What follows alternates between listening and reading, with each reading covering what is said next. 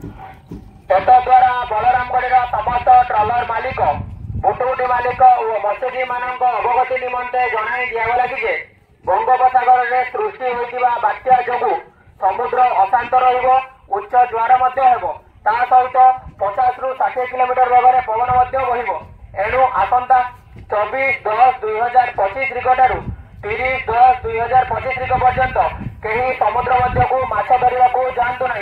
जो मैंने समुद्र मध्य को माछ धरने को जाइछन्ति तुरंत कूल को फेरी आसतु।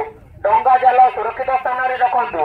जदि यही नियम अवमानना करती आईन अनुजाई दृढ़ कार्यानुष्ठान ग्रहण करा।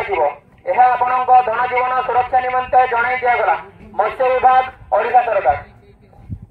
मत्स्यबोधन केन्द्र डंगा मालिक मत्स्यजीवी एवं सोसाइटी कर्मकर्ता मानकर अवगति निमंते जन दि कि समुद्र में सृष्टि होता लघुचाप जनित वर्षा जो समुद्र अशांत रहा सहित प्रबल रु अति प्रबल वर्षा हो। तेणु मत्स्यजीवी भाई मान चलित मास 26 ରୁ 29 तारीख पर्यंत समुद्र भीतर को माछ मारिया जावाई बारण करागला।